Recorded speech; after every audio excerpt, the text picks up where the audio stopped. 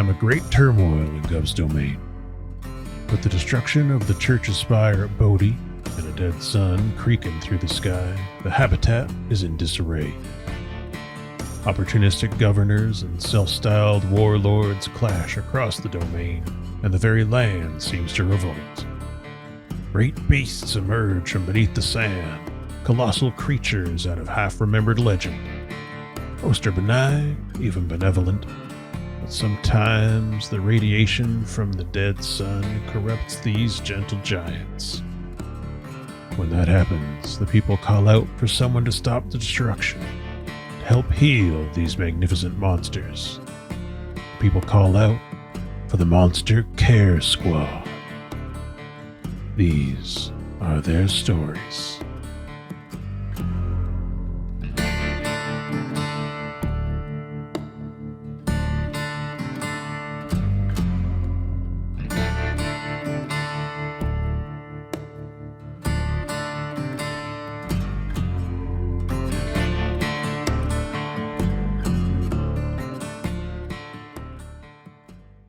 I want to acknowledge that this podcast is produced on the unceded territory of the Katzie, Kwikwetlem, Stalo, Kwantlen, Stz'uminus, and Musqueam people, and the treaty land of the Tsawwassen First Nation. You know about the cure for goofoot. The cure for goofoot is you have to inject this into the sweat gland, and that can mean multiple injections. But the cure for goofoot is an herbal mixture, a concoction that you make from the sweat of a healthy dog. And you will also need a couple of different plants that you can find in the desert to get the juices, one from the juices of the flower, one from a pulp that you grind up in the root. And obviously sand. Sure, sand. There you go. So you know that's the cure for goofoot. Well, it sounds like we're going to have to make a mighty big batch of this cure to cure the goofoot. Now, Ubasi has more than one wound. This is the one you know about in your diagnosis phase. You know about this wound and you know about this cure. So the synthesis phase is what comes next. Synthesize. Yeah. Monster Care Squad specialists don't carry around every single imaginable poultice, cure, and tonic in their bags. That would be really unwieldy. And besides, most monsters tend to respond best to local treatments and methods. So on-site procurement is the name of the game, and the synthesis phase is all that. Mechanically, it's similar to diagnosis. You'll be making moves and taking actions to brew medicine, prepare tools, and uncover local wisdom to better prepare yourself to face the monster and stop the false gold-induced rampage, or the splinter radiation-induced rampage here, before it gets out of hand. Success in this phase gives you a boost in the symbiosis phase, and equips you with the exact tool you need to solve the problem. You can see there's a list of synthesis moves. Okay, here's the plan. Shopping list. Seeking wisdom, take of the world, novel application, pharmacy. Pharmacy is the capstone move for the synthesis phase. Your synthesis phase is also a 4-step clock. Okay, so probably we'd want to do maybe shopping list. Sounds like a good move to try first. Okay. I don't have very good acuity. Or do I? No, I don't have good acuity. I only have 0. Does anyone have a +1 in acuity? Remember, you can also use your training or backgrounds to give yourself an extra D4 on those rolls. I have diagnosis on my acuity or persuasion 0. Well, I tell you what, I know where we can get some sand. Yeah, Yarrow, it's pretty everywhere. I was talking about the sand. What's inside Tenpeni's pockets? Good luck. Pocket sand. Yep. Good old reliable pocket sand. Yeah, I don't think sand is going to be the difficult thing to find here. Well, I was hoping you might accept the fact that I disagree with you, Matt. I accept your disagreement. I just love this weird I rolled to disbelieve. that Yarrow somehow can speak to all of us. Yep. You learn to see many things sight beyond sight within the desert. If you look into that place where you dare not look, you will see that I am there staring back at you. Do not gaze too long into the Yarrow. He looked into the TARDIS and TARDIS looked into him. Yep. Okay, so it sounds like you wanted to do the shopping there, Tenpeni. Oh yes, I am a fancy boy who will do the shopping. All right, fancy lad. You go ahead and you be fancy. Tenpeni. 10 penny is a day, but a lad at this juncture. I've said I'll use it. It's just a 2d6 without anything added. I got an 8. Yay, got an that's 8. something. Okay, on a 7 to 9, there's a middleman or a barrier between you and what you need. Figure out how to get around it or spend one supply to make it go away. Okay. So these desert flowers and the root pulp that you need are available in the local market. In the local marketplace, normally you'd just be able to buy this with your walking around cash. But as it turns out, the goofoot has been spreading to a lot of the local animals in the past couple of days. So these items are at a premium, and they've got a restriction on how much flower and root pulp people can purchase. So as you go up to the store and you're like, one flower juice or one bushel of flower juice, you probably figure you need a lot, and as much root pulp as you can sell me. And the person at the stall says, as much as I would love to sell you all of my flower juice and root pulp, I simply can't. There's been an epidemic of goofoot around here, as you may have heard. No, I have not heard about this. This reminds me of the last time there was an epidemic. It was really hard to find things I needed. Anyway, I'm going to use my allure because I have a background in persuasion to get this extra. Oh, so you're gonna roll an ace to add to that roll? Mm-hmm. Okay. So roll a d4. Also mark when you've spent your training or backgrounds, folks, when you're using those. I think they reset at the end of a mission. Okay, that's a 2. That brings you up to a 10, which is a full success. Okay. Nice. Do you say anything in particular to persuade this individual? Well, you see, shopkeep. Thing is, Yes, I'm the shopkeep. What does he sound like Maximilian Pegasus? I'm the shopkeep, and this is my pharmacy. I'm very important around here, And this is my millennium piece. Right. Well, why are we stating facts? You see, the thing is, I need a lot of this to cure the giant monster, Ubasi. So unless you want your shop to be smushed, you're gonna give me this. The shopkeep looks down and says, I've seen too many shops smushed by Ubasi's rage already. Very well, I shall make you a priority client for now. The people of the village will be deeply saddened, but perhaps we will still be able to forage enough flower juice and root pulp to rescue their pets as well, and livestock. Here, Of course, there's take it. plenty of sand to go around to make more. So you have a large amount of those things now. I'm going to count that as a success on your clock. Izah. Can we say that canonically, we called in more of it so that this town won't have? Yeah, you can absolutely say that you tried to pull some strings to get a larger supply in. I mean, it's not going to be enough for us right away, but yeah, it'll arrive eventually. In, a couple days. Most of the animals should be able to hold out until then. So you've got 2 of the main ingredients here. You've got juice of a desert flower and the pulp of a desert plant's root. You need healthy dog sweat. What else can we do as moves here? We can always ask the boss. Someone else could. Are there dogs in the village? Yeah, there's dogs in every village. People love dogs. There's a dog right there. A lot of these dogs have the goofoot, though. Oh. That dog's got the goof. Oh, we need healthy doggos. Mm-hmm. That dog is stuck to the ceiling. Spider Doge. I'm just imagining Keva freaking out about this. What? Not the goofoot. No. Well, I'll tell you what I'll do. I'm going to risk incredible danger, and I'm going to try to secure dog sweat from that dog what's on the roof. Okay. You're going to need a lot of dog sweat for this. You can't because mixture. it's already infected, right? Well, you risk incredible danger or act with great bravery to get a vital component for the cure. I'm going to make as many dog sweat as I can. Okay. You track down healthy dogs and make them sweat. Yep. That's what I do. Okay. I'm Yarrow, dog sweat extraordinaire. So this reminds me of a really ridiculous family story. You'll be surprised. Who was going around getting dog sweat? No, it was dog drool. Oh. Yeah.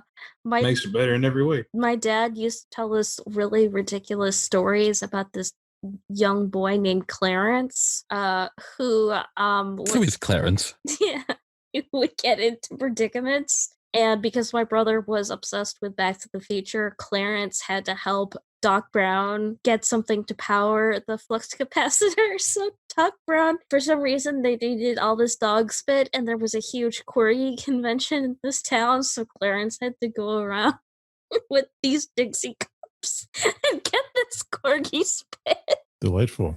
This was a big part of my childhood. My dad telling us Clarence stories. Okay. Are you making your roll then? Yeah, I'm gonna do that. All right, Yarrow. I'm gonna emotionally recover from that story. I hope Yarrow is using Dixie cups. Sorry. It's fine. I am always delighted by your stories. I got an 8. You rolled an 8. Okay. On a 7 to 9, pick one from the option. Mark one clock segment as successful, gain a session ace, gain one supply, learn the name and effects of one wound. What do y'all think? Straight success or learn about one of the other wounds? I'm leaning towards learn one of the other wounds. Yeah. While we're still preparing. That's my thinking as well. Okay. In the midst of collecting dog sweat, Yarrow has a startling revelation. Yeah. So you're out collecting dog sweat. And how do you give us a little montage? What's one of the scenes we see? Yarrow gets on top of Shosher and sees all the dogs in the village arrayed before him, many of them infected with the goofoot, which are terrible disease. But Yarrow narrows his eyes that are already always narrowed. And he grabs the reins off of Shosher and cracks him. And he chases the dogs around the village and shepherding them like a dog shepherd, a reverse shepherd, really. Instead of a shepherd dog, it's like I said, a dog shepherd. Mm-hmm. And I just chase them until they're good and tired. And they're panting off in the shade. And I go over there with a bowl and I fill it a couple times and put it in a barrel. All right. And while that's happening, I look out into the desert. What do you realize, Yarrow? Tell me about this wound that you understand now. On top of the goofoot, the goofoot, that wouldn't weaken the gums of the mighty beast Ubasi. There's something else going on. I think that Ubasi has also got giant kaiju gingivitis. Okay. I was going to say, is it scurvy? But Ubasi needs to eat more fruit. Okay. I'm going to call this gigascurvy. Gigascurvy. Okay. So gigascurvy, let's figure out. You can be showered with falling teeth when you are around Ubasi. Ubasi has many teeth and they grow back under normal circumstances. Okay. We forgot about the shark part of Ubasi. Yeah, there's the shark part of Ubasi, lest we forget. Shark teeth. Just the mouth. Yeah. You can be showered with falling teeth, which pushes players back, one on the control track. You can also drop an exploding tooth near the player. So one of the teeth might shatter because it's become fragile from the gigascurvy and pelt people nearby with ivory debris. That's the gigascurvy that you've discovered. And that horrible realization, because we don't have the success, I accidentally knocked over the barrel of dog sweat. I say you still have the dog sweat. I scoop it back up. It's just I'm not going to mark that as a success. You have some dog sweat. You don't have enough dog sweat. I got some dog sweat over here in this barrel. Also, I think Ubasi has gigascurvy. That would make sense with the teeth falling out and the bleeding. I need a lot of citrus. Yep. Yeah. All right, gigas citrus. Gigacitrus. Anything vitamin C heavy. What's a vitamin? It's what makes beans taste so good. My God. Love Yarrow. Season 3. Okay, so you've got some dog sweat. You need more dog sweat. You've got a sufficient amount of flower juice and root pulp. You can probably find sand here in the desert. Okay, so We have enough fruit juice for the gigascurvy? You haven't gathered anything for the gigascurvy yet. yeah, You have recognized the gigascurvy. Oh, okay. What about applying a novel application? Yeah. When you invent a new way to apply a medicine or treatment, tell the table about what it is and ask the guide for a complication. The guide may give you up to 3 of the following complications. So, does somebody have a novel application? Is it for the treatment for the goofoot, or is it something related to treating gigascurvy? I'm now looking at things that are good about treating that have high vitamin C. Sweet potato. There's lots of yams. I have an idea. What we do is we take sweet potato paste and we apply it. Oh, wait. Should I keep doing that or should I roll? Well, there's the move. Okay, here's the plan. When you have a cunning plan for how to deal with the monster, roll plus fine. and you can ask me questions. What are the foreseeable risks with this plan? I have fine. I have wound dressing and fine. Okay. What do we need to make this plan work, or what is one unforeseen risk to this plan? Okay, so I roll. You roll plus fine. And if you have relevant aces, it's always a good time. Like, don't be shy about spending those things. With the wound dressing to say, I know how to apply this poultice upon the mouth to heal this faster. So roll. Okay, total 9. What? Okay. On a 7 to 9, just pick one from the list. Okay. What are the foreseeable risks with this plan? What do we need to make this plan work? What is one unforeseen risk to this plan? The plan, which is we're going to apply this sweet potato paste to its mouth. Sterile sweet potato paste. Yep. Checks out. Peter paste. I have like an idea of what the foreseeable risks are. So what's an unforeseeable risk to this plan, Matt? Okay. An unforeseeable risk to this plan. Well, the gigascurvy obviously requires you to get near its mouth. So you know the foreseeable risks. It might bite you, chomp you, eat you up. Yeah, he's a dentist. An unforeseen risk to this plan is that giant monsters already don't have the best breath necessarily, but when they have a infection that affects their gums in this way, like gigascurvy, the heat of their breath can be enough to parboil exposed flesh. And of course, the smell is terrible. It can cause nausea. Yeah, those two problems are mentioned in the degree of their severity.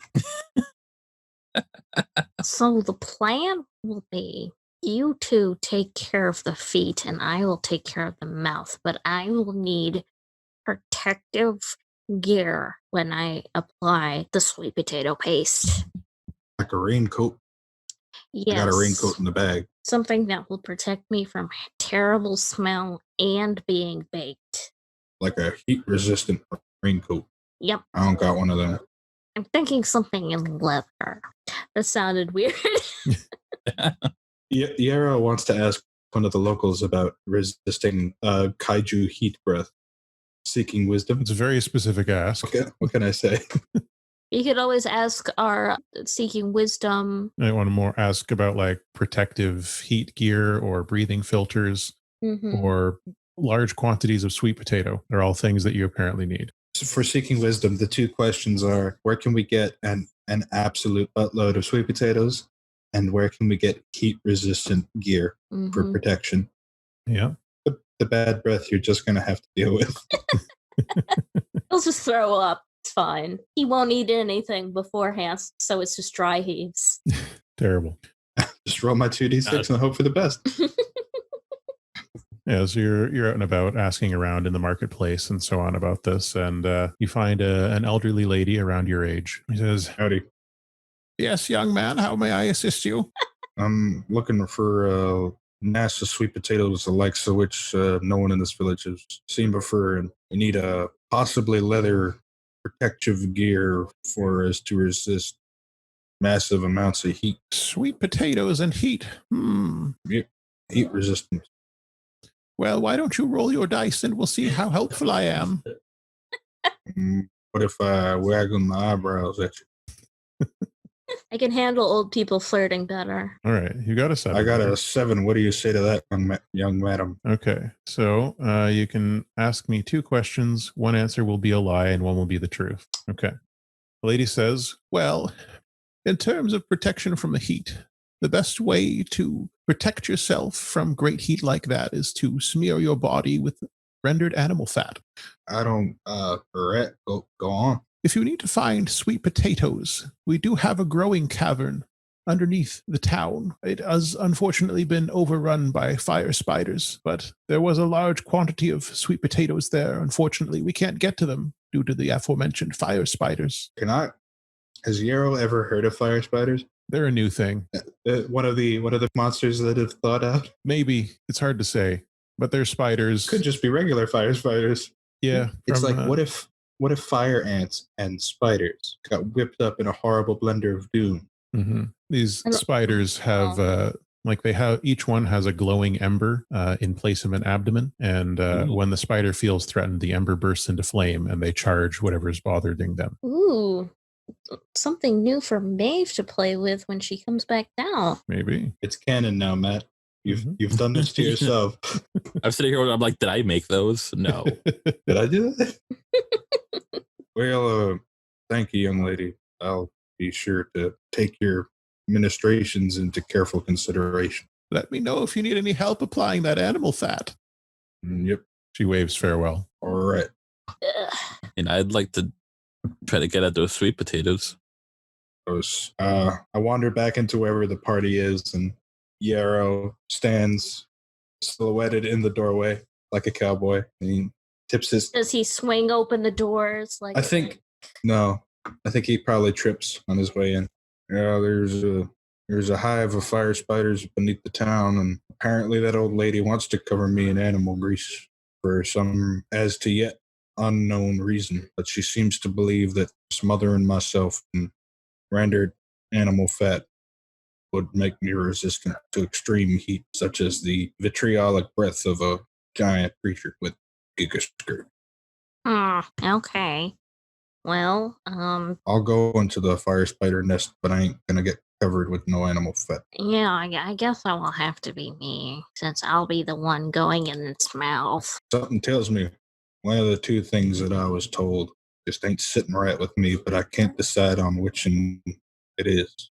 But something tells me that something I was told was an untruth, and the other one was as true as the sunrise. Well, if you find actual fire spiders guarding sweet potatoes, then you'll know that the fat is the falsehood. And then if you don't find the fire spiders and the sweet potatoes, then that's the falsehood. I'm just going to throw it out there. I'm going to imagine the fire spiders are real because I'm sort of a pessimist.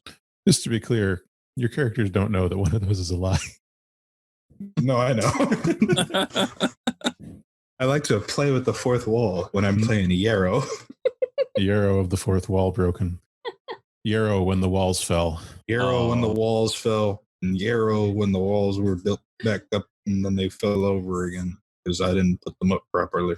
He's a cowboy, and they're more used to tearing down fences than building them. Tenpeni and their mouth is open. I'm going into the caverns beneath 3-2. All right. Well, this sounds like Take of the World. Yep. I can see in the dark too. You can. Of course, both of my cats are not sleeping on the new cat bed I got them. Oh. Is burning a specialty character ace as well? Let's see. Specialties, I think, work a little differently. Specialties. Please load. Okay. It's a sentence that lists 2 things your character can do that no one else can. These are abilities and special skills that your character will always succeed at. You can write anything here, but it should have a very specific utility. So you can always see in the dark for X amount of time, right? Yep. You can succeed automatically at seeing in the dark. I don't know how helpful that is, but I don't. Especially because they're fire spiders. Yeah, like it doesn't say that. Clearly, it's going to help in some way. I'm just not sure exactly because it doesn't say that you can use it as an piece. It just says you automatically succeed. The thing you succeed at is seeing in the dark. Well, I do that real good. Okay. And I'll just roll the 2d6 plus 1. All right. Yarrow turns on his special eyes and he goes into the dark. Look with your special eyes.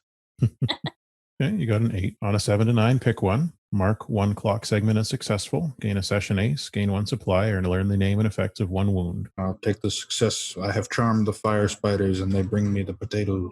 Okay. Just note, usually a monster will have 3 wounds, but because we're doing a shorter session, they've only got 2 here. Okay, so mark a segment as successful. That is done. I conquered those spiders. I'm their queen now. Oh no.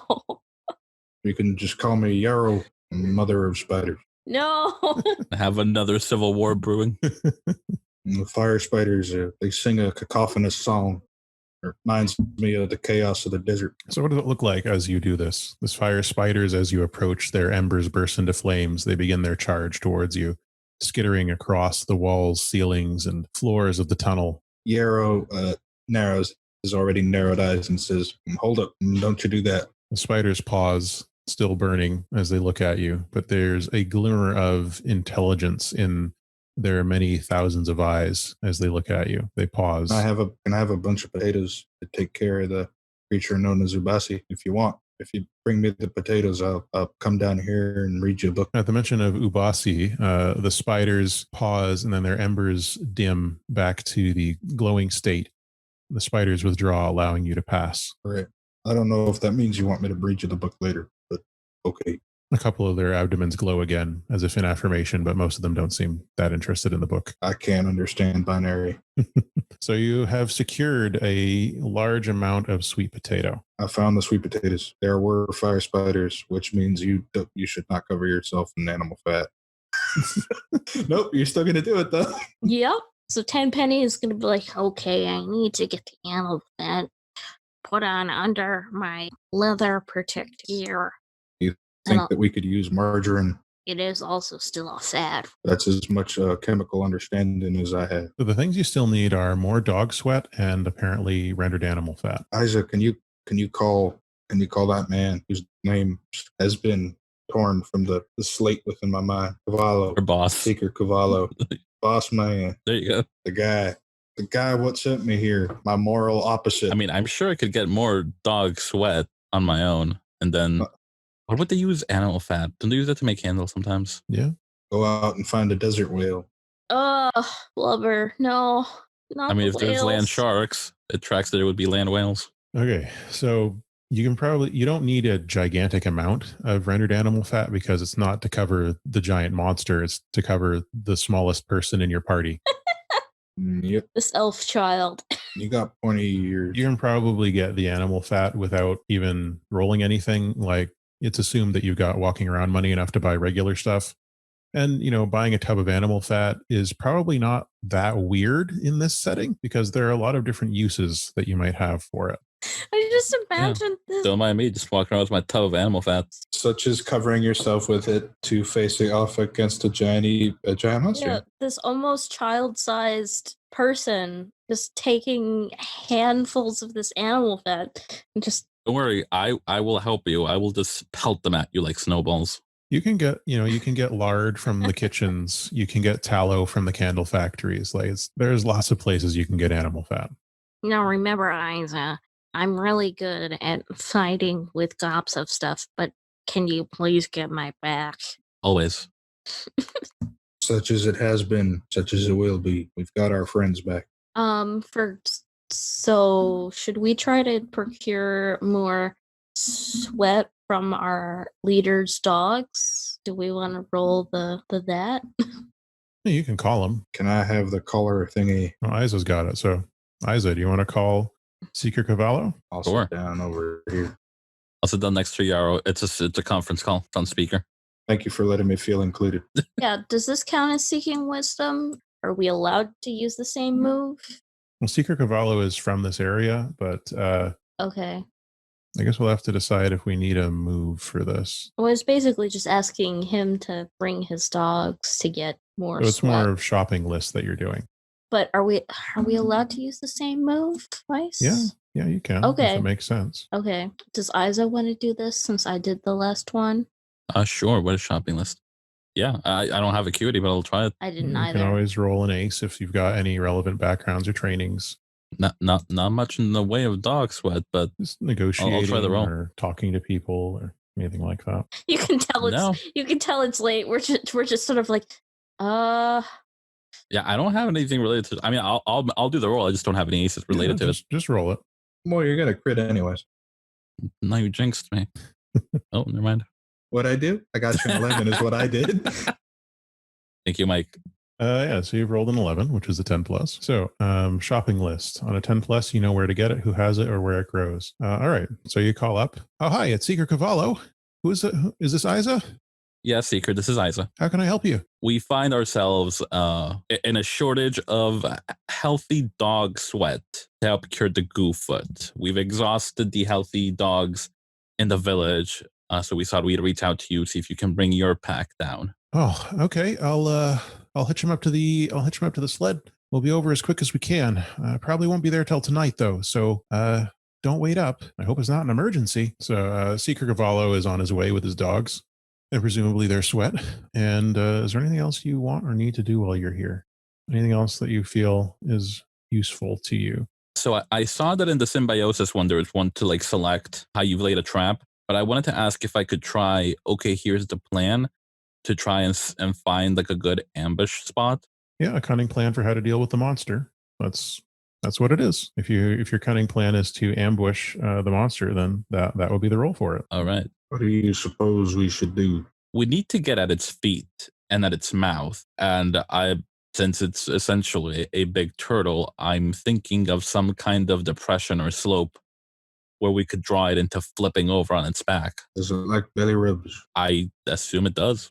I'm your man.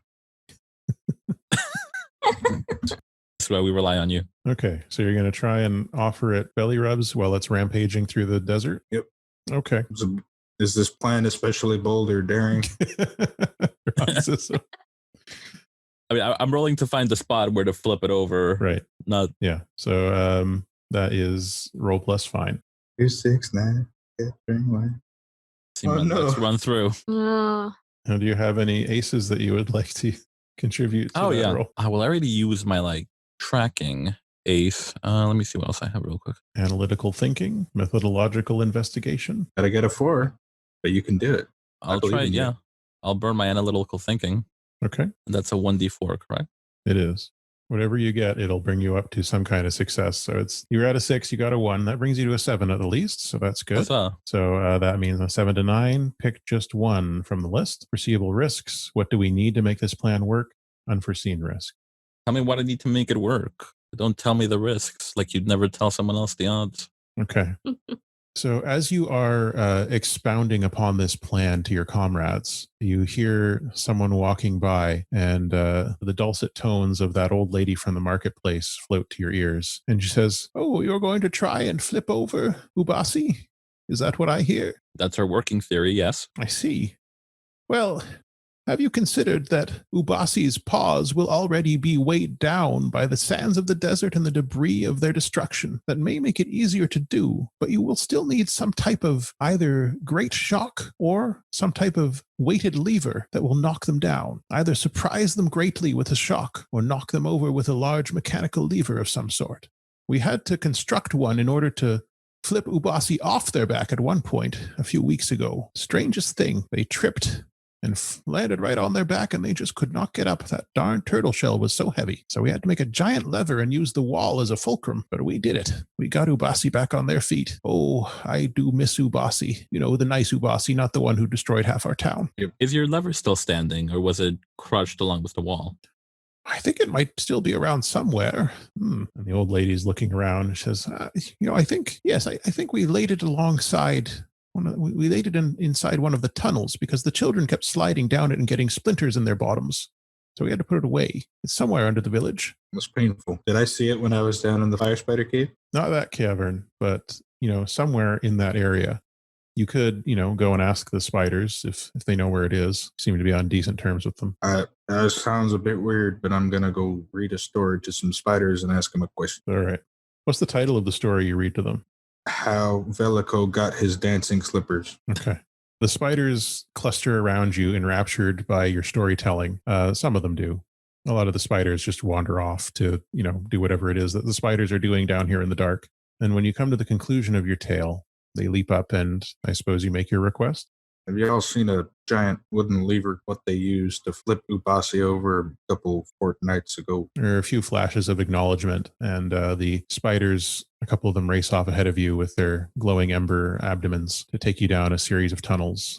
You're able to find the large lever, but you'll probably need to get some people to help you pull it out. This very large lever. By this time, back on the surface, Seeker Cavallo arrives with his dogs.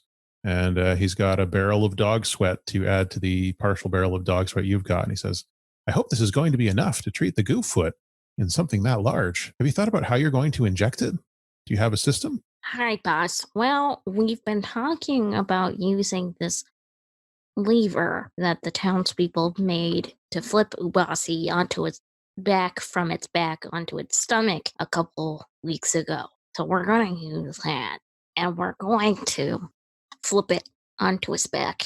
And I imagine that Yarrow is going to somehow subdue it with belly rubs while Izah takes care of the feet problem while I take care of the fact that it also has giga scurvy. Giga scurvy. That's terrible. Yes, but we have enough sweet potatoes to treat it now. Oh, good. One of the creatures over in Sector 2 had gigascurvy last month. It was devastating. 2 teams were parboiled alive before we were able to apply a possible poultice.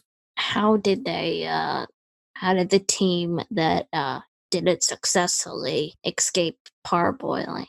Honestly, I think they just got lucky. They had these like slingshots. They were able to fire enough packets into its mouth. Good shots. Great idea. Okay, duly noted. With the giant lever and the arrival of the remainder of the dog sweat, I'm going to tick the last box in your synthesis clock, which means it is time to roll pharmacy. And you have succeeded at all of your tasks here, which means that you get a critical ace. So let's make sure we remember we have one of those. Pharmacy. When the clock is full and it's time to move on, check the clock. If every segment is marked success, gain a critical ace and have every member of the group name one thing they're taking with them into the confrontation with the monster. Yeah, so we don't have to roll here, I don't think, because you succeeded on every segment. So yeah, you gain a critical ace and you have every member of the group name one thing they're taking with them into the confrontation with the monster. So who knows what they're bringing with you? Well, is medicine a given, or do we have to? That's a good question, and I don't know the answer to it. Okay. Think about if there's anything else, and I will attempt to consult the creator of the game. Let's put a pause in here, and you can all think about the thing you want to take with them into the confrontation as we head into the final symbiosis phase. And yeah, thanks for joining us. I'd like to acknowledge that this podcast is produced on the unceded territory of the Katzie, Kwikwetlem, Stalo, Kwantlen, Stz'uminus, and Musqueam people, and the treaty land of the Tsawwassen First Nation. Of course, you can continue to support Indigenous land protectors and Indigenous rights in a variety of methods. One way is going to inistuten.camp, which you can find a link to in the show notes. Learn about the ongoing fight against invasive and illegal pipelines, which are still going forward, even now during the pandemic. I've been Matt. My pronouns are he and him. You can find me on Twitter at YCaliber or follow the show at Broken Sun RPG. You can find us on Patreon at patreon.com/BrokenSunRPG. And I've been joined today by 3 lovely individuals. We've got Velvet. Hi, everyone. Thank you for sticking with us through this. My pronouns are she, Faye, and you can find me on the interwebs at OG Brown Sugar. And we're joined by Michael Blood. Thanks for tuning in, everybody. I've been Michael Blood. You can find me on Twitter at GoodSirBlood. Looking forward to get back to this if we can. And looking forward to hearing from you. And finally, we're joined by Keekers. Hi, everyone. It's me, Keekers, also known as Be a Space Cat. I am she/her. You can find me on Twitter and other internet places as Be a Space Cat. And thank you from viewers like you, or listeners like you. Yeah, you can tell I'm starting to lose it here. Not very good at forming coherent thoughts. It may not be coherent, but they're certainly genuine and heartfelt. Aw, thank you. A genuine and heartfelt thanks to all of you for joining me to test out this game.